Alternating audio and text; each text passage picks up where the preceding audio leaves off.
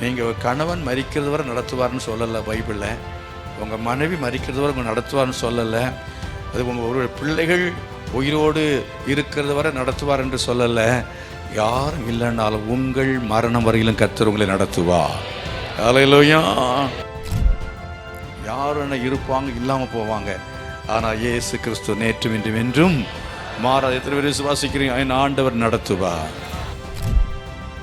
அதை எப்படியா நடத்தி எங்கே கொண்டு போய் பரலோகத்துக்கோடு சேர்க்கணும் என்கிற அக்கறை உள்ள தெய்வம். கசலையாக இருந்தாலும் கர்த்தர் என்ன செய்கிறார்? சரி, நாளைக்கு இது வளர்ந்து வரும், ஒரு முதிர்ச்சி அடையும் அப்படின்னு சொல்லி ஆண்டவர் நம்பிக்கையோடு என்ன செய்கிறார்? அவர் நடத்துகிறவராக இருக்கிறார். முறுக்கிட்டு நின்னாலும் நடத்துகிறார். விட்டுட்டாரா? முடி நிறைய வயதாக இருக்கும் பொழுதும் கர்த்தர் நடத்துகிறார் இல்லையா? 80க்கு மேலே உயிரோடு இருந்தாலும் கர்த்தர் நடத்துவார். 100க்கு வயசுக்கு மேலேயும் கர்த்தர் நடத்துவார். நீடித்த சுகவாழ்வை தந்து கர்த்தர் உங்களை நடத்துவார். படுக்கையிலே முதிர் வயதில் கடந்தாலும் நடத்துவார். ஆமென். Psalms 48 verse 14. எல்லாரும் சேர்ந்து இந்த 48வது சங்கீதத்தில் எடுத்துக்கொண்டு 14 வசனத்தை சேர்ந்து வாசிக்க போகிறோம். 48வது சங்கீதம் 14 வசனத்தை சேர்ந்து வாசிப்போம். இந்த தேவன் என்னைக்கும் உள்ள சதா காலங்கள் நம்முடைய தேவன், மரண பரியந்தம் நம்மை நடத்துவார். இந்த வாக்குத்தத்த வசனத்துக்கு எல்லாரும் கர்த்தருக்கு ஸ்தோத்திரம் பண்ணுவோம். இந்த மாதத்தில் கொடுத்த வாக்குத்தத்தமான இந்த வசனத்துக்காய் ஸ்தோத்திரம். நீர் மரண பரியந்தம் நடத்துகிற தெய்வம், நீ நடத்துவீர் என்று கர்த்தாவே நாங்கள் விசுவாசிக்கிறோம். கர்த்தாவே உமக்கு ஸ்தோத்திரம். தொடர்ந்து வசனத்தின் மூலமாக எங்களோட இடைபடுவீராக. நீர் பேசும்படியாய் நாங்கள் கேட்கிறோம். இயேசுவின் நாமத்தில் பிதாவே, ஆமென். ஆமென். உட்காருவோம். எல்லாரும் 48வது சங்கீதத்தில் 14 வசனத்தை எடுத்து வைத்துக் கொள்ளுங்கள். அவருடைய வாக்குத்தத்தமான வார்த்தை, அவர் நம்மை நடத்துவார். ஆமென். ஹல்லேலூயா. எரேமியா தீர்க்கதரிசியின் புஸ்தகத்தில் ஒரு வசனத்தை கூட நம்ம வாசிக்கலாம். எரேமியா தீர்க்கதரிசியின் புஸ்தகம் 31ஆம் அதிகாரம் 9வது வசனம். 31:9. ஒருத்தர் வாசிங்க. அழுகையோடும் விண்ணப்பங்களோடும் வருவார்கள், அவர்களை வழி நடத்துவேன். அவர்களை தண்ணீருள்ள நதிகளண்டையில் இடலான செம்மையான வழியிலே நடக்க பண்ணுவேன். இஸ்ரவேலுக்கு நான் பிதாவாய் இருக்கிறேன், எப்பிராயிம் என் சேஷ்ட புத்திரனாய் இருக்கிறான். இந்த வசனத்தை எல்லாரும் மறுபடியும் கவனிங்கள். எரேமியா 31:9வது வசனத்தை எல்லாரும் எடுத்து பாருங்க, கவனிங்க. அழுகையோடும் விண்ணப்பங்களோடும் வருவார்கள், அவர்களை வழி நடத்துவேன். அவர்களை தண்ணீருள்ள நதிகளண்டைக்கு இடராத செம்மையான வழியிலே நடக்க பண்ணுவேன். இஸ்ரவேலுக்கு நான் பிதாவாயிருப்பேன், எப்பிராயீம் என் சேஷ்ட புத்திரனாயிருக்கிறான். இஸ்ரவேலை குறித்து ஆண்டவர் சொல்லும் பொழுது இஸ்ரவேலுக்கு சொல்லுகிறார், அவர்களை வழி நடத்துவேன். ஆமென். ஹல்லேலூயா. அடுத்த வார்த்தை இவ்விதமாய் சொல்கிறது, அவர்களை தண்ணீருள்ள நதிகள் அண்டைக்கு இடராத செம்மையான வழியிலே நடக்க பண்ணுவேன். ஏனென்றால் இஸ்ரவேலுக்கு நான் பிதாவாக இருக்கிறேன், எப்பிராயீம் என் சேஷ்ட புத்திரனாக இருக்கிறான். வைத்திக்க திருமைப்படுத்துமா? இந்த தேவன் சதா காலங்கள் நம்முடைய தேவன். அவர் என்ன செய்ய? மரண பரியந்தம் நடத்துவார். எப்படி நடத்துவாராம்? அவர் தண்ணீர் உள்ள நதிகள் அண்டைக்கு நடத்துவார். தண்ணீர் உள்ள நதிகள் அண்டைக்கு நடத்துவார். வறட்சி இல்லாத வழியிலே நடத்துவார். வறட்சி இல்லாத ஒரு வாழ்க்கை. கடந்த காலங்களிலே ஆண்டவர் உங்களை அப்படி நடத்தினாரா என்று சொல்லி நாம் பார்க்க வேண்டும். கர்த்தர் நம்மை தண்ணீருள்ள நதிகள் அண்டைக்கு நடத்துவார். தாவீது 23ஆம் சங்கீதத்திலே விதமாய் பாடுகிறார், கர்த்தர் மேய்ப்பனாய் இருக்கிறார், நான் சாட்சியடையேன். அவர் என்னை புல்லுள்ள இடங்களில் மேய்த்து அமர்ந்த தண்ணீர்களிலே என்னை கொண்டு போய் விடுகிறார், நடத்துகிறார். ஆமென். அல்லேலூயா. அவர் தண்ணீர்கள் அண்டையிலே நடத்துகிறார். மேய்ச்சல்கள். ஆண்டவர் நம்மை அவர் போஷித்து நடத்துகிறார். அவர் நம்மை போஷித்து நடத்துகிறார். அவர் நம்முடைய வாழ்க்கையிலே அவர் தண்ணீருள்ள நதிகள் அண்டைக்கு நடத்துகிறார் என்று சொல்லுகிற சமயத்தில் ஒரு மேய்ப்பன் தன்னுடைய ஆடுகளை அவன் நடத்துகிறதான வேளையில் மேய்ச்சலை காட்டி அவைகளெல்லாம் மேய்ந்த பிற்பாடு அதுக்கு பிறகு தண்ணீர் அண்டைகளை கொண்டு போய் நிறுத்தினால் அவைகள்லாம் தண்ணீர் குடிக்கும். அவ்விதமாய் நம்முடைய தாகத்தை தீர்க்கிற கர்த்தர், ஆமென், நம்முடைய வாஞ்சிகளை நிறைவேற்றுகிற கர்த்தர், விதமாய் தேவன் நம்மை நடத்துகிறவர். காலையிலையும் அதை குறித்து நாம் தியானிக்கும் பொழுது விதமாக அந்த வசனத்தை பிரித்து அதை விளக்கி காண்பித்தேன். இந்த வசனம் 48ஆம் சங்கீதம் 14ஆம் வசனத்தில் சொல்லியிருக்கிறபடி என்னவென்றால், அவர் இந்த தேவன், ஹல்லேலூயா, அவர் இந்த தேவன் என்று சொல்லி அங்கே கோராகின் புத்திரருக்கு எழுதப்பட்ட அந்த சங்கீதத்தில் அது தாவீதாக இருக்கலாம். எழுதினுடைய அனுபவத்தை நாம் பார்க்கும் பொழுது என்னவென்று சொன்னால், தேவன் அவர் இந்த தேவன் என்று சொல்லி அந்த தேவனை பற்றி அவன் சுட்டி காட்டி காண்பிக்கிற காரியம் உண்டு.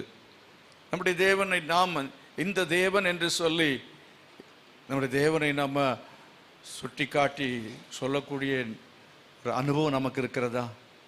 இந்த தேவன் எந்த தேவன்? இந்த வேதத்தில் சொல்லப்பட்டிருக்கிற தேவன். ஹல்லேலூயா. இந்த தேவன் என்றால் இந்த பரிசுத்த வேதாகமத்திலே சொல்லப்பட்டிருக்கிற தேவன். அநேகருக்கு ஆபிரகாமுக்கு தரிசனம் கொடுத்த தேவன், ஆதாமை ஏவாளை உண்டாக்கின தேவன், இஸ்ரவேலை ஆட்டு மந்தையை போல வழிநடத்தினதான தேவன், மாம்சத்தில் வெளிப்பட்ட தேவன். ஹல்லேலூயா. மனுஷருக்காக அவர் மாம்சத்தில் மரித்து பாவத்தை ஆக்கினைக்குள்ளாக தீர்த்த தேவன், நமக்கு ரட்சிப்பை கொடுக்கும்படியாய் மரித்து அடக்கம் பண்ணப்பட்டு நம்மை பாவத்தை விடுவிக்கும்படியாக விடுதலை கொடுக்கும்படியாக உயிரோடு எழும்பின தேவன், இன்றைக்கும் ஜீவிக்கிற தேவன். அவர் நம்மோடு நேற்றும் இன்றும் என்று மாறாமல் அவர் இருக்கிற தேவனாக இருக்கிறார். இருக்கிறவராகவே இருக்கிறேன் என்று சொல்கிற நாமமுள்ள தேவன், அதிசயமான தேவன், அற்புதமான தேவன். அவர் போல வேறு தெய்வம் இல்லவே இல்லை. இந்த தேவன் எல்லா தேவனை பார்க்கலும் பெரிய தேவன். பிரைஸ் தி லார்ட், ஹல்லேலூயா. இவ்விதமாய் அவரை குறித்து வேதத்தில் நாம் படிக்கும் பொழுது இவர் எப்படிப்பட்டவர் என்கிறதை நாம் என்ன செய்கிறோம்? அறிந்து கொள்ள முடியும்.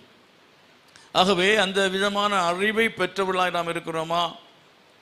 வேதத்தை படிக்கும் பொழுது நாம் அறிந்து கொள்ள முடியும், நம்முடைய அனுபவத்தின் மூலமாய் அறிந்து கொள்ள முடியும். எத்தனை பேர் அவரை அனுபவித்திருக்கிறீர்கள்? இந்த தேவன் என்று நம்ம சொல்லணும்னா நமக்கு நிறைய அனுபவங்கள் இருக்க வேண்டும். Praise the Lord, hallelujah. ஒரு அதிசயமானவர் சொல்ல வேண்டும் என்றால் அவருடைய அதிசயங்களை நாம் அனுபவித்திருக்க வேண்டும். அப்படின்றால் ஒரு அதிசயமான தேவன். இந்த தேவன் என்று சொல்லிட்டு இடையில அப்படி அந்த வார்த்தை என்ன செய்ய, அதாவது நிறைவு பெறவில்லை. இந்த தேவன் அவர் நடத்துகிற தேவன் என்று அங்கே சொல்லுகிறார். ஆனால் அதே வேளை அவர் நடத்துகிற தேவன் மாத்திரமல்ல, இன்னும் அவரை குறித்து சொல்லுவார், அதிசயமான தேவன், அற்புதமான தேவன், ஆசீர்வதிக்கிற தேவன், அவர் நம்மை ரட்சிக்கிற தேவன். இப்படி அவரை குறித்து சொல்லிக்கொண்டே போகலாம். நம்முடைய தேவைகளை சந்திக்கிற தேவன். விசுவாசிக்கிறவர்கள் எத்தனை பேர்? ஹல்லேலூயா. சொல்லுங்க, கையை வைத்து கொஞ்ச நேரம் இந்த தேவன் சொல்லி எந்தெந்த அனுபவம் உங்களுக்கு இருக்கிறதோ, எந்தெந்த விதத்தில் அவரை நீங்கள் சொல்ல முடியுமோ அப்படி சொல்லி கொஞ்ச நேரம் அவரை புகழுங்கள். ஆண்டவரே, நீர் எனக்கு அதிசயங்களின் தேவன், அற்புதத்தின் தேவன், ஆசீர்வாதம் கொடுக்கிற தேவன், வழி நடத்துகிற தேவன், என் தேவைகளை சந்திக்கிற தேவன், என்னை காப்பாற்றுகிற தேவன், என் மேய்ப்பராக இருக்கிற தேவன், என் மீட்பராக இருக்கிற தேவன், நன்மை செய்கிற தேவன், கைவிடாத தேவன், கரம் பிடித்து நடத்துகிறதான தேவன், நேற்றும் இன்றும் என்று மாறாதவராக இருக்கிற தேவன், என்னோடு கூட இருக்கிற தேவன், ஓ வாக்குத்தத்தங்களின் தேவன், இஸ்ரவேலின் தேவன், ஆபிரகாம், ஈசாக்கு, யாக்கோபின் தேவன். எல்லா கரங்களை கொட்டி இந்த தேவனை மகிமைப்படுத்துங்கள். இந்த தேவன் என்று நாம் அவரை குறித்து சொல்லக்கூடிய ஒரு சாட்சி நமக்கு இருக்கணும். ஹல்லேலூயா. ஒரு அறிவு நமக்கு இருக்க வேண்டும். மற்ற தெய்வங்களைப் போல உள்ள தெய்வம் அல்ல இந்த தெய்வம். இவரை குறித்து வேதத்தில் நாம் வாசிக்கும் பொழுது வேதம் முழுவதும் அவரை குறித்த செயல்களை பற்றி நம்ம வாசிக்க முடியும். அவர் எப்படிப்பட்ட விதமாய் அவர் செயல்களை செய்திருக்க, கிரியைகளை நடப்பித்திருக்கிறார். அவர் உயிருள்ள தெய்வமாக இருக்கிறபடினாலே இன்றைக்கும் ஒரு கிரியை நடப்பிக்கிறவர். ஆமென். கிரியை நடப்பிக்கிறவர். ஆகையினால இந்த தேவனை குறித்ததான அறிவு பெற்ற ஜனங்களாய் நாம் இருக்க வேண்டும். அப்படி இருந்தால் கர்த்தர் நம்மை நடத்துவார். விசுவாசிக்கிறீங்களா? தேவனை குறித்த அறிவு நமக்கு அனுபவம் இருந்தால் அவர் நம்மை நடத்துவார். அது மாத்திரமல்ல, அந்த வசனத்தில் சொல்லப்பட்டு இந்த தேவன், வாசிங்க, இந்த தேவன் என்றென்றைக்கும் உள்ள சதா காலங்களிலும் நம்முடைய தேவன். எத்தனை பேர் சொல்றீங்க அவர் என்னுடைய தெய்வம்? அவர் என்னுடைய தெய்வம் சொல்றவங்க எத்தனை பேர்? உங்க தெய்வம் மட்டும் உண்மையா சொல்ல முடியுமா? உறுதியா அப்படிப்பட்ட சொல்லக்கூடிய ஆட்கள் மட்டும் கை வைத்து காட்ட வாங்கலாம். வேற தெய்வம் இல்லையா? என்னை தவிர வேற தேவன் உனக்கு உண்டாயிருக்க வேண்டாம். மேலே வானத்திலும் கீழே பூமியிலும் பூமியின் கீழ் தண்ணீர் உண்டாயிருக்க ஒப்பான யாதொரு சுரூபத்தையாகிலும் விக்கிரகத்தையாகிலும் நீ உனக்கு உண்டாக்க வேண்டாம், நமஸ்கரிக்கவும் சேவிக்கவும் வேண்டாம் என்று சொல்லிவிட்டார். அவர் ஒருவரே தேவன். அல்லேலூயா. ஒரு விக்கிரகம் தெய்வமாக மாற முடியாது. அவர் ஆவியாக இருக்கிறார், அரூபியாக இருக்கிறார். அந்த அறிவு இல்லாமல் விக்கிரகத்தை தெய்வம் என்று நம்பி அதை வணங்குகிறவர்கள், சேவிக்கிறவர்களை கர்த்தர் நடத்த மாட்டார். அவர்களை கர்த்தர் அவர் மரண பரியந்தம் நடத்த மாட்டார். ஆண்டவர் அவர்களை என்றைக்கு நடத்த மாட்டார். அவர்களை சதா காலங்களில் என்ன செய்ய மாட்டார்? நடத்த மாட்டார். ஆகையினால் இந்த தேவன் அவர் மரண பரியந்தம் நம்மை நடத்த வேண்டும் என்று சொன்னால் அவர் ஆவியாக இருக்கிறவரை ஆவியோடு உண்மையோடு தொழுது கொள்ள வேண்டும். விக்கிரகத்தை வைத்து நம்ம தொழுது கொள்வதல்ல. அவர் ஒருவரே தெய்வம். இயேசு ஒருவரே தெய்வம். அவர் மாம்சத்தில் வெளிப்பட்ட தெய்வம். மாம்சத்தில் வெளிப்பட்ட நோக்கம் உண்டு. அதை ஏற்கனவே நான் சபையில் பிரசங்கம் பண்ணியிருக்கிறேன் இல்லையா? கிறிஸ்துமஸ் அன்றைக்கு நான் பண்ண பிரசங்கத்தை திரும்பி போட்டு கேட்டீர்கள் என்றால், தேவன் என் மாம்சத்தில் வெளிப்பட்டார் என்கிறது தெரியும். இந்த சத்தியத்தை நான் பலமுறை சொல்லியிருக்கிறேன். ஆகவே இதை அறிந்து கொள்ள வேண்டும். ஏன் மாம்சத்தில் அவர் வெளிப்பட்டார்? அந்த தலைப்பிலே கிறிஸ்துமஸ் செய்திகள் அடங்கி இருக்கிறது. 25th நான் பேசின பிரசங்கத்தை நீங்கள் என்ன செய்யுங்க. ஆகினாலே நமக்கு நம்ம செய்கிறதான தொழில் இருக்கிறது பாருங்க. அந்த தொழில் சில சொல்லுவாங்க, என் தொழில் தான் அங்கே தெய்வம், செய்யும் தொழிலே தெய்வம். நாசியில சுவாசத்தை கொடுத்தானே தொழில் செய்ய முடியும் இல்லையா? அப்படி என்று சொன்னால் பாருங்க, மனிதனுடைய வாழ்க்கையில் எவ்வளவு பணம் இருந்தாலும் எவ்வளவு பொருள் இருந்தாலும் அது அவனுக்கு நிம்மதி இல்லை, அது அவனுக்கு வாழ்வல்ல, அது அவனுக்கு ஜீவன் அல்ல, அது அவனுக்கு நித்திய ஜீவனையும் கொடுப்பதில்லை. ஆகையினால செய்யும் தொழிலை நமக்கு செய்யத்தக்கதாக பலன் தந்தாரே அவர்தான் தேவன். அல்லேலூயா. ஆகிற ஞாயிற்றுக்கிழமையிலே நாம் என்ன செய்கிறோம்? அந்த ஒரு நாள், குறைந்தபட்சம் ஒரு நாளாவது ஆண்டவருடைய சமூகத்தில் அவரை ஆராதிக்கிறோம் பாருங்க. அவர் தெய்வம் என்று சொல்லி நீங்கள் விசுவாசித்தால், ஏற்றுக்கொண்டால், ஞாயிற்றுக்கிழமையிலே நீங்கள் வாரத்தின் முதல் நாளிலே, வாரத்தை துவங்கும் பொழுது முதல் நாளிலேயே என்ன செய்ய வேண்டும்? தேவ சமூகத்திலே ஆண்டவரை ஆராதிக்க வேண்டும். ஆண்டவரை நீங்க ஆவியோடும் உண்மையோடும் ஆராதிக்கணும். அல்லேலூயா. வந்தா மாத்திரம் போதாது. ஞாயிற்றுக்கிழமையில ஆவியோடும் உண்மையா ஆராதிக்கணும். அதெல்லாம் எல்லாம் அடங்கி இருக்கு இல்லையா?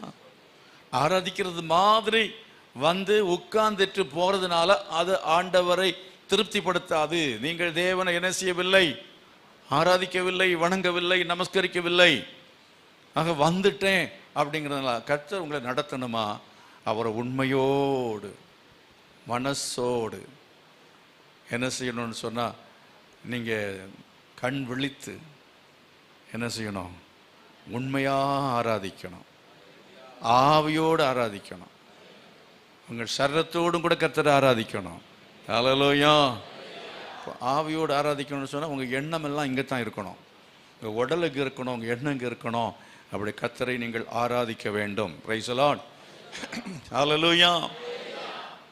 ஆகவே இந்த தேவனை குறித்து விதமாக நம்ம நிறைய சொல்லிக்கொண்டே போகலாம். அதற்கு நம்ம அதிலேயே நான் நின்று விட்டேன் என்று சொன்னால் அடுத்த காரியத்துக்கு போக முடியாது.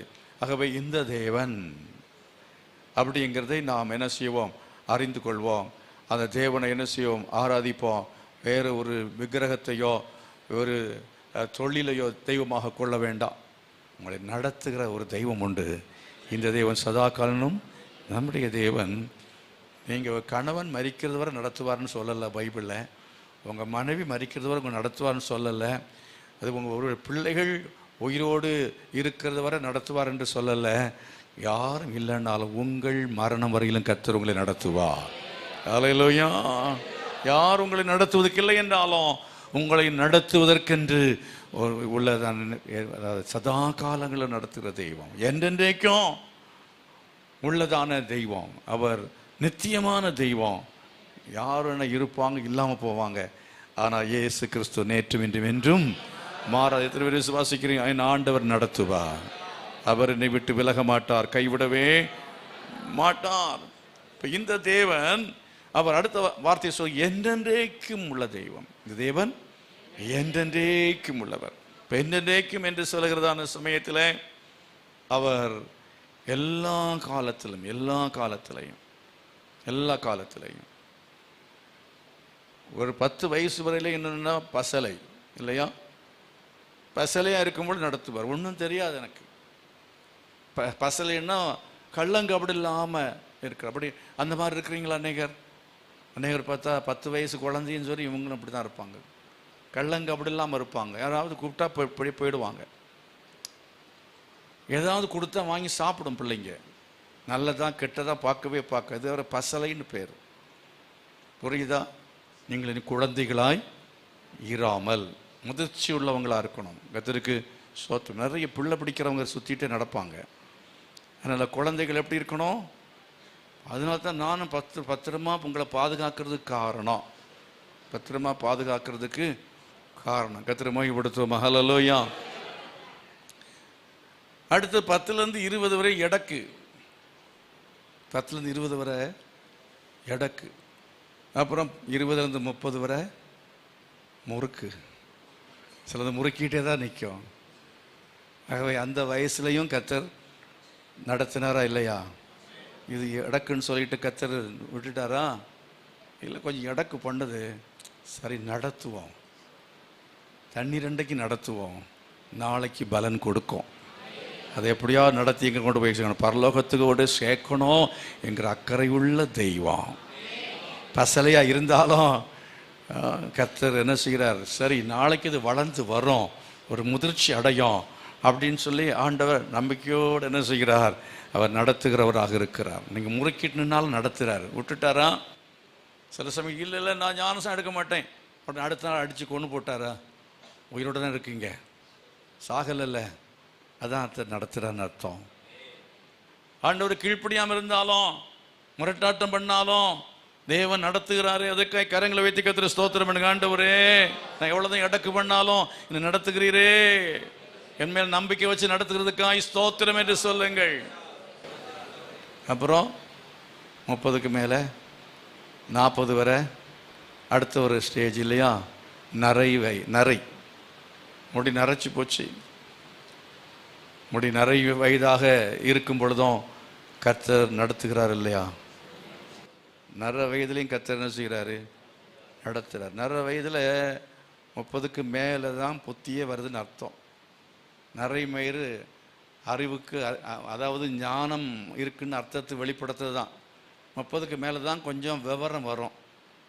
கல்யாணமெல்லாம் பண்ணி நஷ்டமெல்லாம் தெரிஞ்சு அந்த மாதிரி வரும்போது இந்த ரெஸ்பான்சிபிலிட்டிஸ், பொறுப்புகள் எல்லாம் வரும் பொழுது கர்த்தர் அந்த நேரத்திலையும் உங்கள் பொறுப்புகள் மத்தியிலேயும் உங்கள் உத்தரவாதங்கள் மத்தியிலேயும் கர்த்தர் உங்களை நடத்துகிறாரா இல்லையா? அவர் நடத்துகிற தேவனாக இருக்கிறதுக்காக கர்த்தரை ஸ்தோத்திரம் பண்ணுங்க. ஹல்லேலூயா. அப்படியே சொல்லிட்டு போகலாம். 40க்கு மேலே ஆமாம்.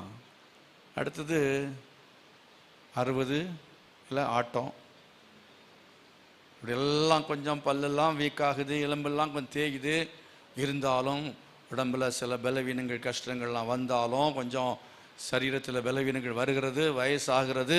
ஆனாலும் கர்த்தர் நடத்துகிறாரா இல்லையா? அப்படியே சொல்லிட்டு போங்க. 80க்கு மேலே உயிரோடு இருந்தாலும் கர்த்தர் நடத்துவார். 100க்கு வயசுக்கு மேலேயும் கர்த்தர் நடத்துவார். நீடித்த சுகவாழ்வை தந்து கர்த்தர் உங்களை நடத்துவார். படுக்கையிலே முதிர் வயதில் கடந்தாலும் நடத்துவார். ஆமேன், ஹல்லேலூயா. யாருமே உங்களுக்கு உதவி செய்யலன்னு தூதனை அனுப்பி நடத்துவார். எத்தனை விசுவாசிக்கிறீங்க? ஐயோ நான் தனிமையாயிட்டேன்னா யாருன்னு பார்த்துக்குங்க. யார் பார்த்து கொள்வார்கள்? நீ கலங்க வேண்டிய அவசியமே இல்லை. கர்த்தர் நடத்துவான். விசுவாசத்தோடு சொல்லுங்க, இந்த தேவன் சதா காலங்களிலும் என்றென்றைக்கும் உள்ள சதா காலங்களிலும் நம்முடைய தேவன். அவர் மரண பரியந்தம் நடத்துவார். அவர் மரணத்தை குறித்து கவலைப்பட மாட்டேன், என் வயதான காலத்தை குறித்து கவலைப்பட மாட்டேன், என் பிள்ளையை, என் கணவன், என் மனைவி, இது யாரை பற்றியும் இல்லை. என் தேவன் என்னென்றைக்கு மாறாதவர். அவரே என்னை கடைசி வரை நிலைநிறுத்துகிறவர், என்னை காப்பாற்றுகிறவர், என்னை நடத்துகிறவர், என் காரியங்கள் எல்லாவற்றையும் கவனித்துக் கொள்கிறவர். கரங்களை கொட்டி கர்த்தரை மகிமைப்படுத்துங்க.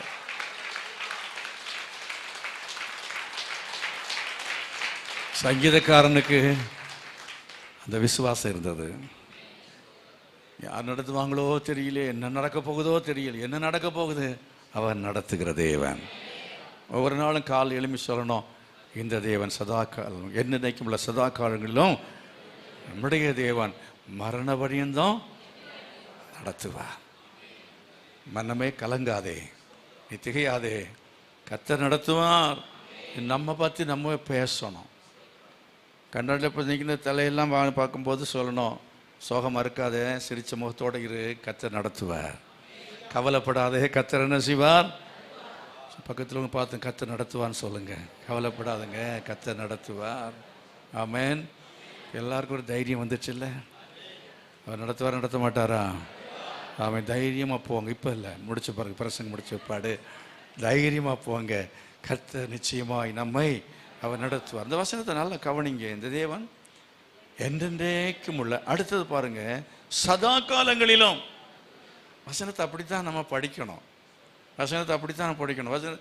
எடுத்து இந்த தேவன் சதா என்றென்றைக்கும் உள்ள, சதாக்கு நம்முடைய தேவன் நம்மை நடத்துவார் அப்படின்னு படிச்சுட்டு போகலாம். ஒரு பாட்டு பாட, இந்த தேவன். அடுத்தது என்னது? என்றென்றைக்கும் உள்ள. அப்புறம் என்னது? சதா காலங்களிலும். கர்த்தர் பார்த்தீங்களா? ஓடிட்டீங்க பார்த்தீங்களா? அங்கே தான் பிரச்சனை. உங்களுக்கு எனக்கு இருக்கிற பிரச்சனை தான். அமர்ந்த தண்ணி நின்று தண்ணியை குடிக்கணும். நின்று புல்ல என்ன செய்யணும்? ஆமாம், இது நுனி புல்ல மேய்ஞ்சிட்டு அப்படி இப்படியே ஓடுறது, அது புஷ்டி ஆகாது. நீ புஷ்டியாக இருக்கணும்னா நுனிப்புல் மேயக்கூடாது. என்ன செய்யணும்? இருக்கிற இடத்துல வேறு வர பிடுங்கி சாப்பிடணும். ஹல்லேலூயா. ஒரு வசனத்தை எடுத்தா அதுக்கு மேலே, எடையில, அடியில் என்ன இருக்கு அப்படின்னு பார்த்து என்ன செய்யணும்? நீங்க படிக்கணும். தியானம் செய்ய வேண்டியது அவசியமாக இருக்கிறது. Praise the Lord. ஹல்லேலூயா. இப்போ 34ஆம் சங்கீதத்தில் நீங்க வாசித்து பாருங்க, 1ஆம் வசனம், கர்த்தரை நான் எக்காலத்திலும் ஸ்தோத்திரிப்பேன். எக்காலத்திலும் என்று சொன்னால் மேலே அவனுடைய சூழ்நிலை சொல்லப்பட்டிருக்கிறது. இந்த சூழ்நிலை என்ன சூழ்நிலை? வாசித்து பாருங்க. 34ஆம் சங்கீதத்துக்கு மேலே கொடுக்கப்பட்டிருக்கிறது பாருங்க. தாவீது அபிமெலேக்குக்கு முன்பாக வேஷம் மாறின போது அவனால் துரத்தி விடப்படுகையில் அவன் வேஷம் மாறின, அவன் அங்க மேல படித்தீர்கள் சொன்னால், அவன் வேஷம் மாறின பொழுது ஒரு இக்கட்டான சூழ்நிலை. தங்க இடம் கிடையாது, ராஜ சிங்காசனம் கிடைக்கல. இப்பொழுது அவன் வீடு இல்லை, காடு வனாந்தரம் என்று அலைந்து கொண்டிருக்கிறான். பயங்கரமான சூழ்நிலை, கைவிடப்பட்ட சூழ்நிலை. நம்பி போன இடத்துலையும் வந்து அங்கே அவனுக்கு ஏமாற்றங்கள். அப்படிப்படிதான் அந்த சூழ்நிலை குறித்து அங்கே சொல்லப்பட்டிருக்கிறது. அதை நீங்கள் அந்த சூழ்நிலை தாவீதுடைய வாழ்க்கையில சொல்லப்பட்டிருப்பதை விவரமாய் விளக்கமாய் சொல்லப்பட்டிருக்கிறதை பழைய ஏற்பாட்டிலே அந்த பகுதிகளிலே நீங்கள் இப்போ போக வேண்டாம், போய் படித்து வீட்டில் போய் பாருங்கள். இப்போ நீங்கள் போக வேண்டாம், வீட்டில் போய் பாருங்கள் அந்த சூழ்நிலை எப்போ வந்தது, தாவீதுக்கு அந்த சூழ்நிலை எப்போ வந்தது, எப்போ இந்த பாட்டை பாடினா மேலே சொல்லப்பட்டதான அனுபவத்தின் அந்த அந்த சம்பவம் அது எங்கே எழுதப்பட்டிருக்கிறது என்பதை நீங்கள் என்ன செய்யுங்க, வீட்டில் போய் தேடி என்ன செய்யுங்க, படிங்க. அப்போ தெரியும். அப்படி என்றால் அந்த மாதிரிப்பட்டதான சூழ்நிலை நமக்கு வரலாம்.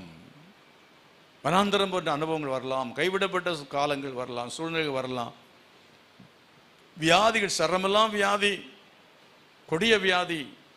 யோபுடைய வாழ்க்கையில் பிள்ளைகள்லாம் மரித்து போனார்கள், அவனுடைய சொத்துக்கள் எல்லாமே அவன் இழந்து போனான். ஆகவே இந்த தேவன் சதா என்னென்றைக்கும் உள்ள சதா காலங்களிலும், ஆமேன், காலங்கள் மாறும், சூழ்நிலைகள் மாறும், எல்லா காலங்களிலும் கர்த்தர் நடத்துகிறவர். ஆமேன், அல்லேலூயா. அவ்விதமாய் அந்த சதா காலங்களிலும் அவர் நடத்துவதற்கு என்ன செய்ய வேண்டும், அந்த காலத்திலையும் கர்த்தரை நம்ப வேண்டும். கர்த்தரை காலத்திலும் நம்புவேன் என்று சொல்லி தாவீது சொல்றான் பாருங்க. இந்த நம்பிக்கை கொடுத்தெல்லாம் தான் பேசணும்.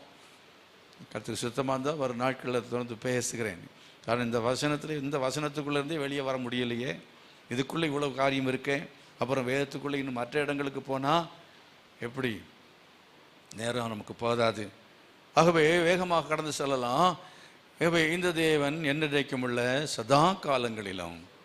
அப்புறம் அடுத்த வார்த்தை, அடுத்த வசனத்தில் அடுத்த வார்த்தை, இந்த தேவன் என்னென்றைக்கும் உள்ள சதா காலங்களிலும்.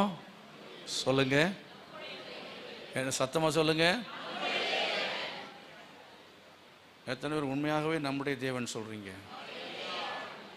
அவர் கேள்வி கேட்கட்டுமா? உங்கள் வீட்டில் எல்லாரோட சேர்ந்து இயேசுவை ஏற்றுக்கிட்டு உங்கள் வீட்டாரோடு ஆண்டவரை ஆராதிக்க வந்திருக்கிறவங்க மட்டும் கை வைத்து காட்டுங்க பார்க்கலாம். ஒருவேளை இங்கே வராமல் இருக்கலாம், ரட்சிக்கப்பட்டிருக்கிறாங்க. அவங்க ஒருவேளை வேறு இடத்துல வேலை செஞ்சு, அது வேறு காரியம். ஏன்னா குடும்பமாக தான் நான் ஆண்டவரை ஏற்றுக்கிட்டு இருக்கோம். என் கணவன் ரட்சிக்கப்பட்டார், என் பிள்ளைகள் ரட்சிக்கப்பட்டிருக்காங்க. ஆகவே நாங்கள் சொல்லுவோம், நம்முடைய தேவன், பிள்ளையை பார்த்து நம்முடைய தேவன் சொல்லணும். என் கணவனை பார்த்து நம்முடைய தேவன் சொல்ல முடியும். சொல்லிட்டு அவங்க ஏற்றுக்கிடுவாங்களா? எத்தனை பேர் ஏற்றுக்கிடுவாங்க? உன் கணவனை பார்த்து நம்முடைய தேவன் சொல்ல ஏற்றுக்கிடுவாங்களா? இந்த தேவன் நம்முடைய தேவன் ஏற்றுக்குவாங்களா? அப்படிப்பட்டவங்க மாத்திரம் கை வைத்து காட்டுங்க பார்க்கலாம். நிறைய கைகள் உயராத காரணம் என்ன? அவங்க என்ன இல்லை, அவரை ஏற்றுக்கொள்ளலை. கை வைத்து ஜெபம் ஆண்டவரே, என் கணவன் ரட்சிக்கப்படணும், என் மனைவி ரட்சிக்கப்படணும், என் பிள்ளை ரட்சிக்கப்படணும் ஆண்டவரே. நான் குடும்பமாக சொல்லணும், என்னுடைய தேவன் என்று மட்டும் அல்ல, என் குடும்பத்தின் தெய்வம், என் குல தெய்வம், என் குடும்ப தெய்வம், என் ஜாதிக்கே தெய்வம், என் இனத்தினுடைய தெய்வம், இந்த தேசத்துக்கே அவர் தெய்வமாக மாற வேண்டும். எத்தனை பேர் விரும்புறீங்க? ஹல்லேலூயா. இந்தியாவின் தெய்வம் இயேசு ஒருவர் தான் இருக்க வேண்டும் என்று நீங்கள் விரும்பினால் தேவ சமூகத்தில் கரங்களை கொட்டி, ஆண்டவரே விசுவாசித்து உமக்கு நாங்கள் மகிமை செலுத்துகிறோம், நன்றி செலுத்துகிறோம், நன்றி செலுத்துகிறோம், நன்றி செலுத்துகிறோம். உங்கள் குடும்பத்தின் தெய்வமாக மாறணும். குடும்பத்தில் இயேசு கிறிஸ்துவை பற்றியும் ஒரு பக்கத்தில் வசனம் வச்சுருக்கீங்க, மறுபக்கத்தில் விக்கிரகங்களும் இருக்கிறது என்றால் அவர் நம்முடைய தேவன் நீ குடும்பத்தில் சொல்லவே முடியாது. ஒவ்வொரு நாளும் காலையிலையும் சாயங்காலத்திலையும் குடும்ப ஜெபம் பண்ணுகிறீங்கன்னா அது அர்த்தம்தான் நம்முடைய தெய்வம் என்பதுக்கு அடையாளம். நீங்கள் ஜெபிக்கிறவங்களா இருக்கிறீங்க, மற்றவர்கள்லாம் ஜெபத்துக்கு வரக்கூடிய நிலைமையில் இல்லை, ஆலயத்துக்கு வரக்கூடிய நிலைமை இல்லைன்னா அதை நீங்கள் சுதந்திரமாக்கி கொள்ள வேண்டும். எவ்வளோ சீக்கிரமாக அதை சுதந்திரமாக்க முடியுமோ அவ்வளோ சீக்கிரம் உங்களுடைய சாட்சியான வாழ்க்கை. நீங்க முழங்கால் நம்ம ஜெபிக்கிற ஜெபம், கர்த்தராகிய இயேசு கிறிஸ்துவை நீ விசுவாசி, அப்பொழுது நீ உன் வீட்டாரும் ரட்சிக்கப்படுவீர்கள் என்று வசனம் சொல்லுகிறது. அதனால அவரை நீங்கள் என்ன செய்யணும்? விசுவாசித்து நம்ம ஜெபம் பண்ணணும். டெய்லி ஜெபம் பண்ணணும். ரட்சிக்கப்படாத கணவனுக்காக ஜெபம் பண்ணணும், மனைவிக்காக ஜெபம் பண்ணணும், பிள்ளைங்களுக்காக நீங்கள் ஜெபம் பண்ணணும். அவர்களுக்கு உங்கள் வாழ்க்கையினால் நீங்கள் என்ன செய்யணும்னு சொன்ன ஒரு எடுத்துக்காட்டான ஒரு வாழ்க்கையை நீங்கள் வாழ வேண்டியது அவசியமாக இருக்கிற தேவ சமூகத்தில் என்றென்றைக்கும் அவர் தெய்வமாக இருக்கணும். ஹல்லேலூயா. ஆகவே இவர் நம்முடைய தெய்வம்னு சொல்லணும். ஒவ்வொரு நாள் அதுக்காக ஜெபம் பண்ண, ஆண்டவரே இவங்களுக்கு தெய்வமா இல்லையா நீங்கள்?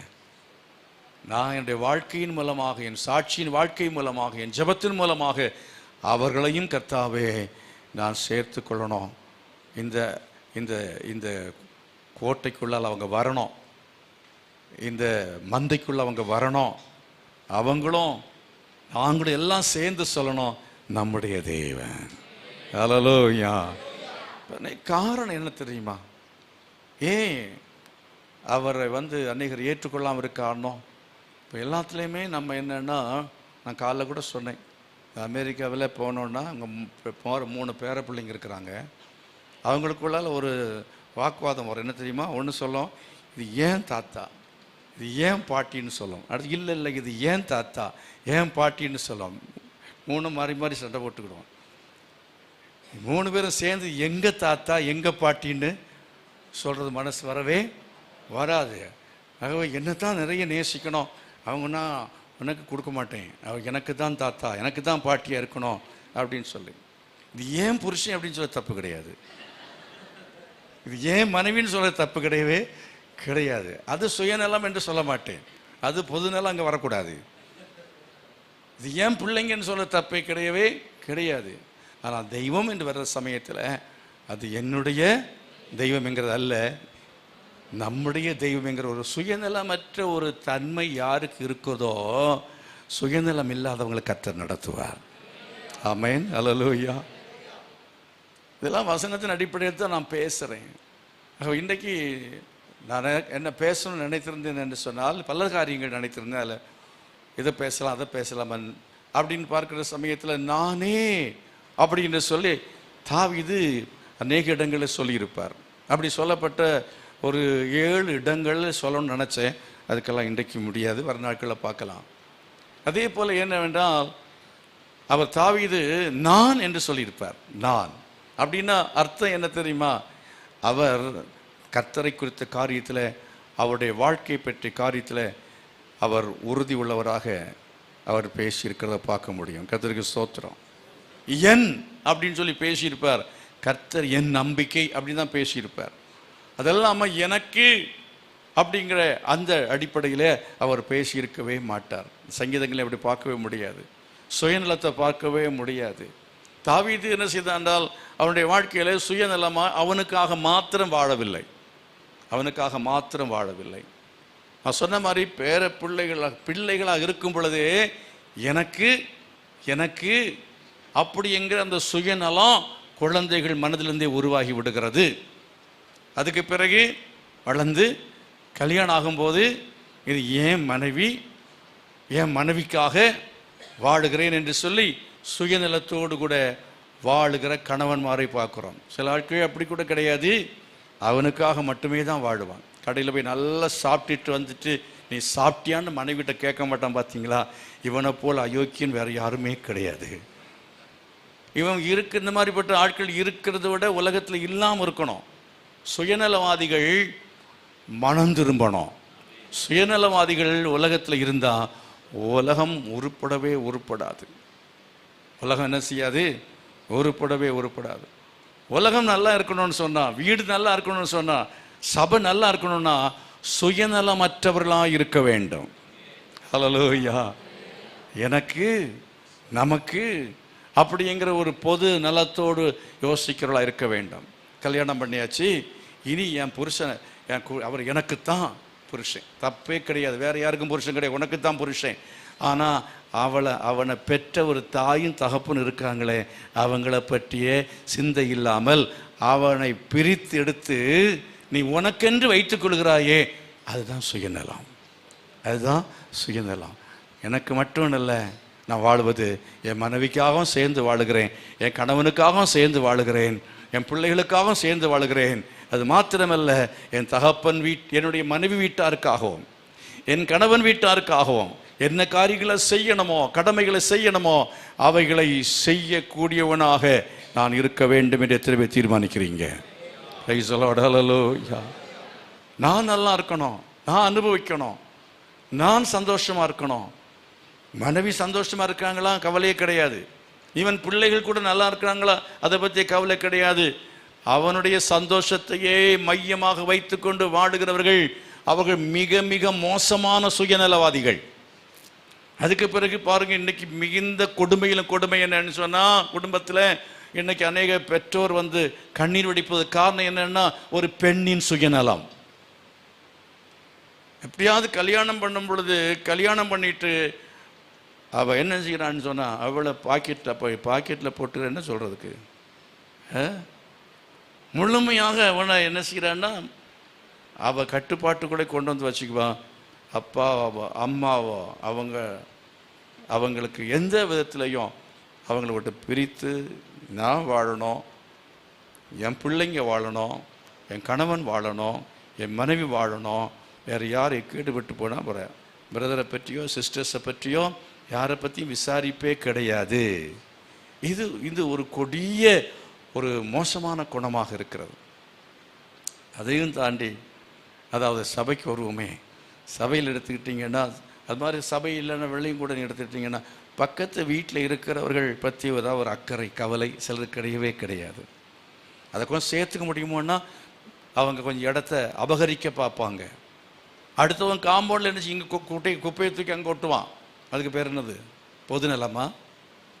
உங்ககிட்ட எங்கேருந்து அங்கே கொட்டுறது. அதே பல காரியங்களை செய்ய. அடுத்தவர்களுடைய நலன், அடுத்தவங்க நலன். நீ ஒரு க்யூவில் நிற்கிறீங்க, வரிசையில் நிற்கிற சமயத்தில் நீ கொஞ்சம் லேட்டாக வந்திருப்பீங்க. அவன் அரை மணிக்கூர் முன்னாலே இல்லை 1 மணிக்கூர் முன்னாலே அங்கே நிற்கிறான்னு வச்சுக்கிங்க. அப்படி இருக்கிறவன் இப்போ நீங்கள் மெதுவாக அப்படியே பார்த்துட்டு உள்ளால் நுழைஞ்சிடுறது முன்னால். அதுக்கு பேர் என்னது, பொதுநலமா சுயநலம்? எப்படியெல்லாம் சுயநலம் வேலை செய்யுங்கிறது தான் சொல்கிறேன். இந்த விதத்தில் நீங்கள் அடுத்தவர்கள் பற்றி கவலையே கிடையாது. அடுத்தவங்களை பற்றி கவலை, ரோட்டில் போகிற சமயத்துலையும் சரி, நீங்கள் மற்ற மக்களும் வாழணும், நல்லா இருக்கணும், நானும் வாழணும் அப்படிங்கிறதான சிந்தை இல்லாமல் வாழுகிற சுயநலம், அது சிலுவையில் அறையப்பட வேண்டும். ஆமேன். சுயத்தின் சாம்பலாய் மாறணும், சுயத்துக்கு சாகணும். அப்படிப்பட்டவர்களை தான் கர்த்தர் நடத்துவார். சுயநலவாதிகளை கர்த்தர் கைவிடுவார். சுயநலமாய் வாழ்ந்து கொண்டிருந்தால் கொஞ்ச காலம் கதை ஓடும். அதுக்கு பிறகு மனைவியாக இருந்தாலும் சரி, நீ கணவனாக இருந்தாலும் சரி, ஒரு குடும்பமாக இருந்தாலும் சரி, நீ ஒரு விசுவாசியாக இருந்தாலும் சரி, உன்னை கர்த்தர் நடத்த மாட்டார். கர்த்தர் நடத்த மாட்டார்.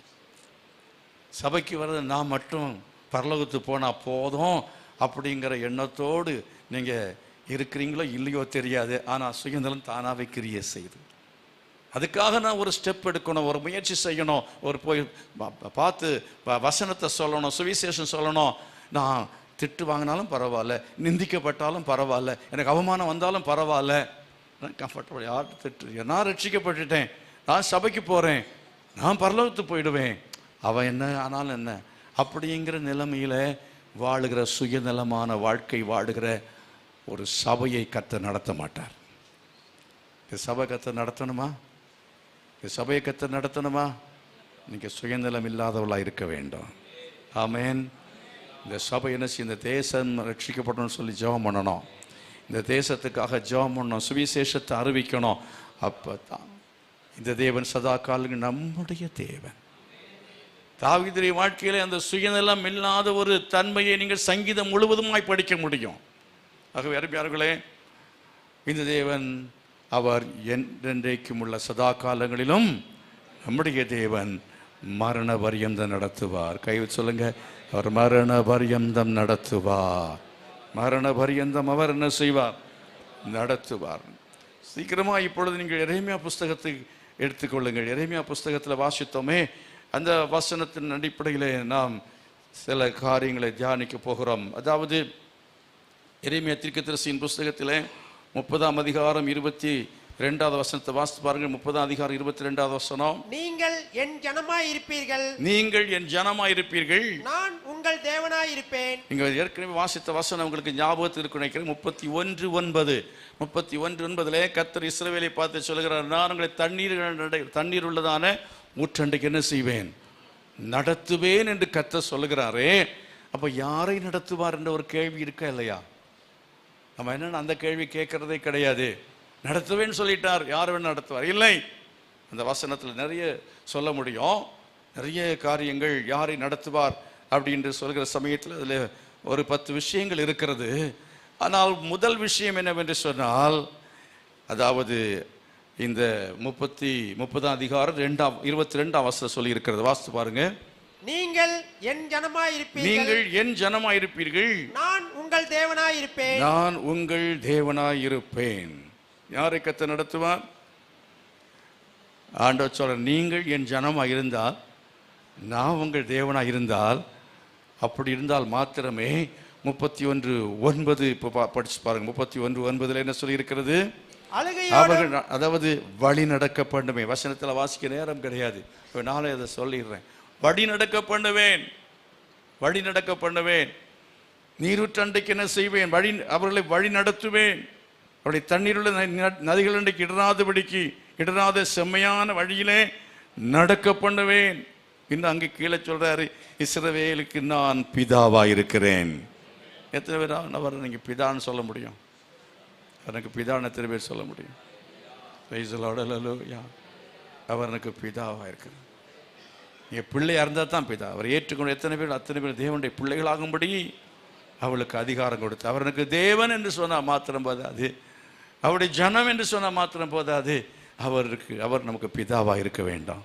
அவர் குமாரரும் குமாரத்திகளுமாய் இருக்க வேண்டியது அவசியமாக இருக்கிறது. அப்படி அவர் நமக்கு தேவனாக இருக்க வேண்டும் என்றால் என்ன செய்யணுங்கிறத குறித்து நீங்கள் வீட்டில் போய் படித்து கொள்ளுங்கள். இல்லைன்னா முதல் ஆராதனையில் நீங்கள் போட்டு கேளுங்க.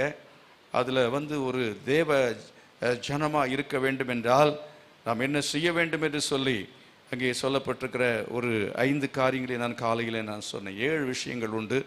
ஒன்று என்னவென்று சொன்னால், பாவத்தின் தண்டனைகளால் வந்ததான எல்லா பயங்கரமான நிலைமையிலையும் தேவனுக்கு பயந்து மனம் திரும்பி ஆண்டவர் பக்கமாக திரும்பினதான அந்த ஜனத்திடத்தில் தான் கர்த்தர் சொல்றாரு. அப்படி நீ திரும்பும் பொழுது நான் உன்னை ஏற்றுக்கொண்டு உனக்கு தேவனாக இருப்பேன். நீ எனக்கு என்ன செய்வாய்? ஜனமாக இருப்பாய். நீ விக்கிரகத்தை விட்டெல்லாம் மனம் திரும்பணும். உன் பொல்லாத வழிகளாக விட்டு மனம் திரும்பி நீ என்னை ஏற்றுக்கொண்டால் நான் உனக்கு தேவனாக இருப்பேன், நீ ஜனமாக இருப்பாய் என்று கர்த்தர் சொல்லுகிறதை பார்க்கிறோம். எரேமியா தீர்க்கதரிசியின் புஸ்தகம் 30ஆம் அதிகாரம் 21ஆம் வசனம், அதே போல 31ஆம் அதிகாரம் 19ஆம் வசனத்தில் இது சொல்லப்பட்டிருக்கிறது. இரண்டாவதாக எரேமியா தீர்க்கதரிசியின் புஸ்தகம் 31ஆம் அதிகாரம் 3ஆம் வசனத்தில் படிக்கிறதான சமயத்தில் அங்கே நீங்கள் வாசித்து பாருங்க. வாசிங்க, சீக்கிரம் வாசி, நமக்கு முடிக்கலாம். பூர்வ காலம் முதல் கர்த்தர் எனக்கு தரிசனையானார் என்பாய். அநாதி சிநேகத்தால் உன்னை சிநேகித்தேன். எத்தனை பேர் சொல்றீங்க அவருக்கு தரிசனமான? எத்தனை பேர் சொல்றீங்க? தரிசனத்தை பெற்ற ஆட்கள். ஆபிரகாமுக்கு கர்த்தர் தரிசனம் கொடுத்தார். ரொம்ப காலத்துக்கு முன்பதாகவே கர்த்தனுக்கு என்ன செய்தார்? தரிசனம் கொடுத்தார். வாசிங்க. ஆதலால் காருண்யத்தால் உன்னை இழுத்துக் கொள்ளுகிறேன், காருண்யத்தால் உன்னை இழுத்துக் கொள்ளுகிறேன். அப்புறம் இஸ்ரவேல் என்னும் கன்னிகையே, மறுபடியும் உன்னை கட்டுவிப்பேன், நீ கட்டப்படுவாய், மறுபடியும் மேல வாத்தியத்தோடும் ஆடல் பாடல் செய்கிறவர்களின் களிப்புள்ள கூட்டத்தோடும். அநாதி சிநேகத்தால் உன்னை என்ன செய்தேன்? சிநேகித்தேன். ஆதலால் காருண்யத்தால் உன்னை செய்வேன், இழுத்துக் கொள்வேன். அவருடைய அன்பு, அந்த அன்பை உணரணும். எத்தனை பேர் அன்பினால கட்டப்பட்டிருக்கிறீங்க? இந்த அன்பை எத்தனை பேர் உணர்றீங்க? இயேசுவை நேசிக்கிறார். ஆமென். நான் உலகத்தை நேசிக்க மாட்டேன், அவருடைய அன்பு தான் மிகப்பெரியது. ஹல்லேலூயா. அவர் அன்பை விட எனக்கு வேற எந்த அன்பும் எனக்கு தேவையே கிடையாதுன்னு சொல்லி அவருடைய அன்பை நீங்கள் பிரதானமாய் கொள்ள வேண்டும். ஒரு பாட்டு உண்டு, அன்பே பிரதானம். ஆமென். சகோதர அன்பை அந்த பாட்டு சொல்கிறது. சகோதர அன்பில்லை மட்டும் அல்ல, அதாவது கர்த்தரை நேசிக்கிறது சகோதரனை நேசிக்கிறதும் சேர்த்து தான். ஆகவே ஆண்டவருடைய அன்பினால நிறைந்தவர்களாய் மாற வேண்டாம். அந்த அன்பை உணர்ந்தவர்களாய் நம்ம ஜீவிக்கணும், நன்றி உள்ளவங்களாக நம்ம ஜீவிக்கணும். அந்த அன்பை பற்றி நம்ம நிறைய தினசெய்யலாம், தியானிக்க முடியும். நம்பர் 3, எரேமியா 31:6 வசனத்தை வாசித்து பாருங்கள். 31:6. எழுந்திருங்கள், சீயோனில் நம்முடைய தேவனாகிய கர்த்தரிடத்திற்கு போவோம் வாருங்கள் என்று எப்பிராயீமின் மலையில் உள்ள. எழுந்திருங்கள், சீயோனில் நம்முடைய தேவனாகிய கர்த்தரிடத்திற்கு போவோம் வாருங்கள் என்று எப்பிராயீமின் மலையில் உள்ள ஜாமக்காரர் கூறும் காலம் வரும்.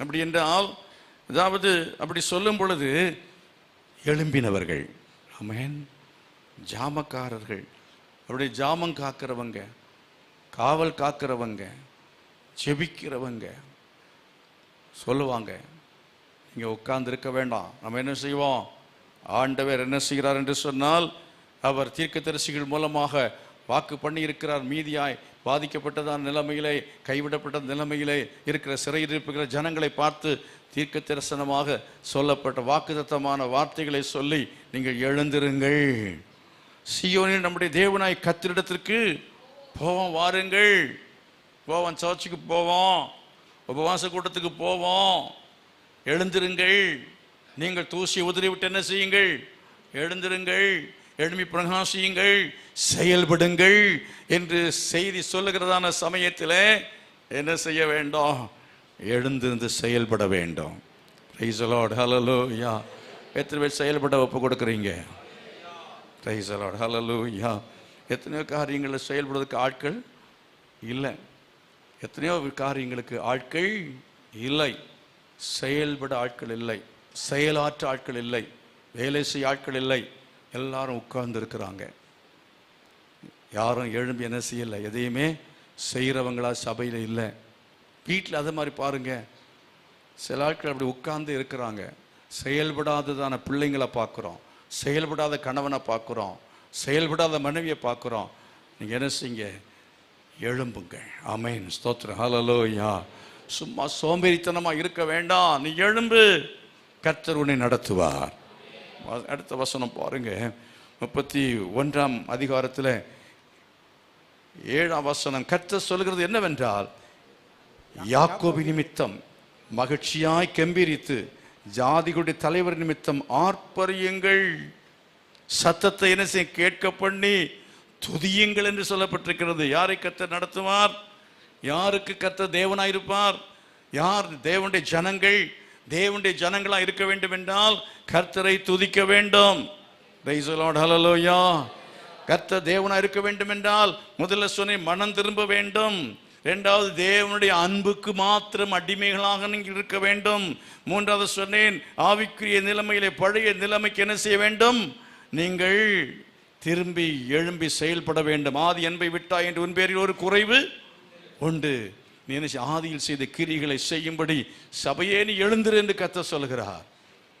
நான்காவது சொன்னேன், அதாவது ஆண்டவர் கர்த்தருடைய இரக்கத்தை, அன்பையும் கிருபையும் நினைத்து பாவ பிடியிலிருந்து கர்த்தர் மீட்டு கொண்டாரே.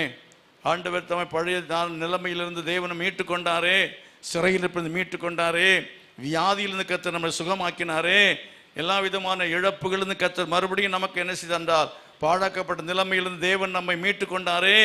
அதுக்காக என்ன செய்யணும், நல்ல சத்தத்தை கேட்க பண்ணி துதிக்க வேண்டும். நல்ல சத்தமா ஸ்தோத்திரம் பண்ணுங்க பார்க்கலாம். சத்தத்தை கேட்க பண்ணி, ஆமே, மௌனமாக அல்ல, சத்தமா கர்த்தரை துதிக்கிற வீட்டை கர்த்தர் நடத்துவார். சத்தமாக துதிக்கிற வீட்டை கர்த்தர் நடத்துவார். சத்தமாக கர்த்தரை ஆராதிக்கிறதான கிறிஸ்தவ மக்களை கர்த்தர் நடத்துவார். அவர்கள் தான் அவருடைய ஜனம். சத்தமாய் துதிக்கிறவங்க தான் அவருடைய ஜனம்.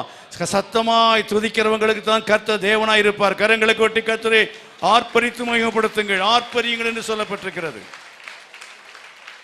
மரித்தவருள்ள மௌனத்தை இறங்குள்ள கர்த்தர் என்ன செய்ய மாட்டார்கள், துதிக்க மாட்டார்கள். அப்ப யாரு கர்த்தருடைய ஜனம்? எங்க மௌனமா ஆராதிக்கிற இடத்துல போனீங்கன்னா அந்த ஜனம் கர்த்தருடைய ஜனம் இல்லை, அவர்களுக்கு கர்த்தர் தேவனும் கிடையாது. ஐந்தாவது பாருங்க, எரேமியா 31ஆம் அதிகாரம் 7வது வசனம். எரேமியா 31:7 நாம் வாசிக்கதான சமயத்தில் இங்கே என்ன பார்க்குறோம்னா, கர்த்தர் சொல்லுகிறது என்னவென்று சொன்ன அதை கீழே பார்க்குறோம். சத்தத்தை கேட்க பண்ணி, கர்த்தாவே இஸ்ரவேலில் மீதியான உமது ஜனத்தை என்ன செய்யும், ரட்சியும். இஸ்ரவேல் மீதியான ஜனத்தை ரட்சியும். எத்தனை பேர் அப்படி ஜெபம் பண்றீங்க? ஆண்டவரே, இன்னும் ரட்சிக்கப்படாமல் எவ்வளவு மீதியா இருக்கிறாங்களே, தேசத்தில் எவ்வளவு பேர் மீதியா இருக்கிறாங்களே, எங்கள் சொந்த பத்தில் எவ்வளோ பேர் மீதியாக இருக்கிறாங்களே, அவங்க எல்லாரையும் ரட்சிக்கணும். கை வைத்து கேளுங்க, ஆண்டவரே, மீதியான ஜனம் அந்த தேசத்தில் ரட்சிக்கப்படணும். என் சொந்த மதத்தில் நிறைய பேர் ரட்சிக்கப்படாமல் இருக்கவங்களாம் ரட்சிக்கப்படணும். இதுக்காக முழு ஜெபமாக வந்து ஜெபம் பண்ணணும். உபவாச கூட்டத்தில் வந்து ஜெபம் பண்ணணும். 40 நாள் ஜெபத்தில் ஜெபம் பண்ணணும். 21 நாள் ஜெபத்தில் ஜெபம் பண்ணணும். அதிகாலை ஜெபத்தில் ஜெபம் பண்ணணும். மீதியான ஜனத்தை ரட்சிப்பீரே, ரட்சிக்க வேண்டும் ஆண்டவர், ரட்சிப்பீராக என்று சொல்லி தேவ சமூகத்தில் நாம் முறையிட வேண்டும், சத்தமாய் ஜெபிக்க வேண்டும். அது மாத்திரமல்ல, 6வது பாருங்க இன்னொரு வசனம், எரேமியா 31 அதிகாரம் 17-18 வசனங்களை படிக்கும் பொழுது, எரேமியா 31, 17, 18 ஆகிய வசனங்களிலே நாம் பார்க்கும்போது அங்கே விதமாய் பார்க்கிறோம். உன் முடிவை பற்றி உனக்கு நம்பிக்கை உண்டு, உன் பிள்ளைகள் தங்கள் தேசத்துக்கு திரும்பி வருவார்கள் என்று கர்த்தர் சொல்லுகிறார். நீர் என்னை தண்டித்தீர், நான் பணியாத மாடு போல் அடிக்கப்பட்டேன், என்னை திருப்பும், அப்பொழுது திருப்பப்படுவேன், நீரே என் தேவனாகிய கர்த்தர். நம்பிக்கையின் வார்த்தைகளை, வாக்குத்தத்தமான வார்த்தைகளை நீங்க பேசணும், அறிக்கை செய்யணும். ஹல்லேலூயா. நீரே என்னுடைய நம்பிக்கை. 17 வசனம், உன் முடிவை பற்றி உனக்கு என்ன உண்டு? நம்பிக்கை உண்டு. என் பிள்ளைங்க திரும்பி வருவார்கள், ரட்சிக்கப்படுவார்கள், நல்ல காரியங்கள் நடக்கும் என்று நீங்க நம்பிக்கையான வார்த்தைகளை யார் பேசுறாங்களோ அவர்களை கர்த்தர் நடத்துவார். ஆமென்.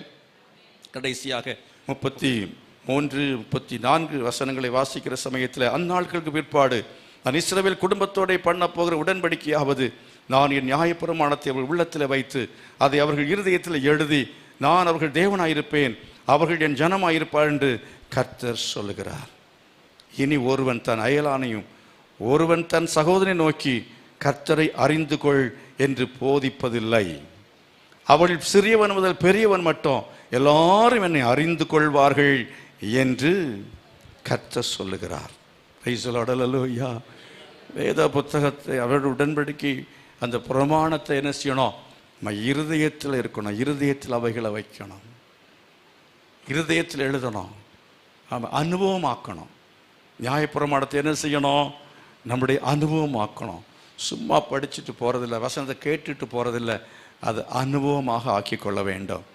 அது மாத்திரமல்ல, அனுபவமாக ஆக்கி கொள்வது மாத்திரமல்ல, 34வது வசனத்தில் நீங்கள் படிக்கிற சமயத்தில் அந்த அறிவு நமக்கு இருக்க வேண்டும். ஆமேன். அடுத்தவங்க பிரசங்கத்தை வந்து கேட்டு தெரிந்து கொள்வது மட்டும் இல்லை, நம்மவே மற்றவங்களுக்கு போதிக்கிறவளாய் மாற வேண்டும்.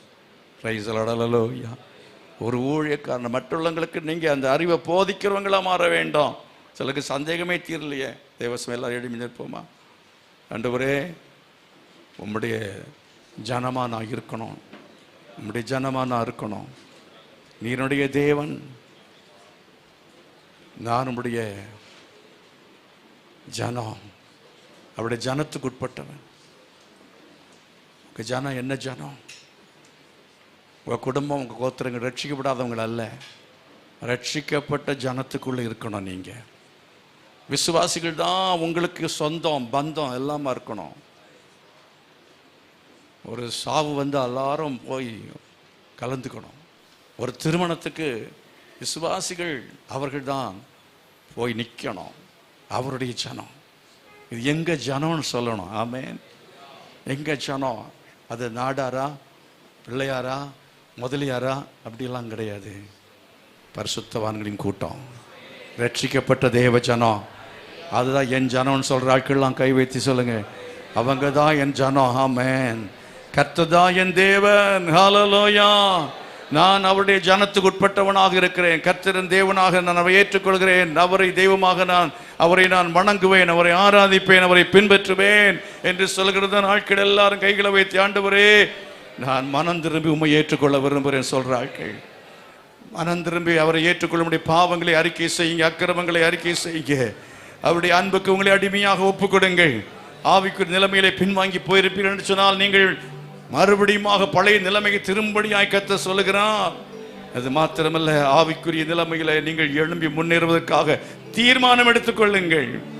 அவருடைய இரக்கமுடைய கிருபையை நினைத்து ஆண்டவருடைய சமூகத்தில் நன்றியோடு ஸ்தோத்திரம் பண்ணுங்க, நல்லா ஸ்தோத்திரம் பண்ணுங்க. ஹல்லேலூயா. அப்பொழுது அவர் உங்களை ஏற்றுக்கொண்டு உங்களுக்கு அவர் தேவனாய் இருப்பார். நம்முடைய ஜனம் என்று அறியப்படுவோம். கர்த்தரை துதிக்கிற துதியினாலே அப்படி ஜனம் என்று தெரிந்து கொள்வார்கள் ஜனங்கள். இந்த அல்லேலூயா கூட்டம்னாலே கர்த்தருடைய ஜனம் என்று உலகம் தெரிந்து கொள்ளும். நம்முடைய வீடு அல்லேலூயா சத்தம் முழங்கட்டும். இப்படி சபையிலே அல்லேலூயா அல்லேலூயா சத்தம் முழங்கட்டும், துதியின் சத்தம் எழும்பட்டும். மாத்திரமல்ல, மீதியான ஜனங்கள் ரட்சிக்கப்படணும். மீதியா ஜனங்கள் ரட்சிக்கப்படணும். கை வைத்துக்கள். ஆண்டவரே, மீதியான ஜனங்கள் எல்லாம் ரட்சிக்கப்படணும். என் குடும்பத்தில் மீதியா இருக்கிறவங்க ரட்சிக்கப்படாதவங்க ரட்சிக்கப்படணும். ஆண்டவரே, இந்த தேசத்துல ரட்சிக்கப்படாத ஜனங்கள்லாம் ரட்சிக்கப்பட வேணும். இதற்காக நான் ஜெபம் பண்ணுவேன்னு சொல்ற ஆட்கள், இதற்காக முழு ஜெபத்துக்கு நான் வந்து ஜெபம் பண்ணுவேன் ஆண்டவரே. ஓ ஹalleluya, போராடி ஜெபம் பண்ணுவேன் ஆண்டவரே. அன்னிதினமும் நான் ஜெபம் பண்ணுவேன் ஆண்டவரே. எனக்காக சுயநலமா நான் வாழ மாட்டேன். ஓ, என் நம்முடைய தேவன் என்று நான் சொல்லக்கூடிய ஒரு பெரும் கூட்டத்தை நான் ஆதாயப்படுத்திக் கொள்வேன் என்று சொல்லுகிற ஆட்கள், தீர்மானம் எடுக்கிற ஆட்கள், சுவிசேஷ ஊழியத்தை செய்ய விரும்புகிற ஆட்கள் கையை வைத்து ஒப்பு கொடுக்க. ஆண்டவரே, நான் சுயநலமாய் வாழாதபடிக்கு அநேகர் ரட்சிப்பை பெற்றுக்கொள்ளத்தக்கதாக நான் அவளுக்காய் ஜெபம் பண்ணி ஊழியம் செய்ய ஒப்பு கொடுக்கிறேன். நியாயப்பிரமாணத்தை படித்து அதை அனுபவமாக்கி கொள்ள வேண்டும். அது மாத்திரமல்ல, அறிவை பெருக்கிக் கொள்ள வேண்டும். நீங்க ஒரு போதகனாக மாற வேண்டும், ஒரு ஊழியக்காரனாக மாற வேண்டும், ஒரு மிஷனரியாக மாற வேண்டும், ஒரு ஊழியக்காரியாக மாற வேண்டும். அப்படி ஊழியக்காரனா மாறினா உங்க தலைமுறைகளையே கர்த்தர் நடத்துவார். உங்க தலைமுறைகளை கர்த்தர் நடத்துவார். உங்க பிள்ளைகளை ஊழியத்துக்கு ஒப்பு கொடுத்து பாருங்க. அப்படி தலைமுறைகளை கர்த்தர் நடத்துவதற்கு ஒரு வெல்லமுள்ள தேவன். ஹல்லேலூயா.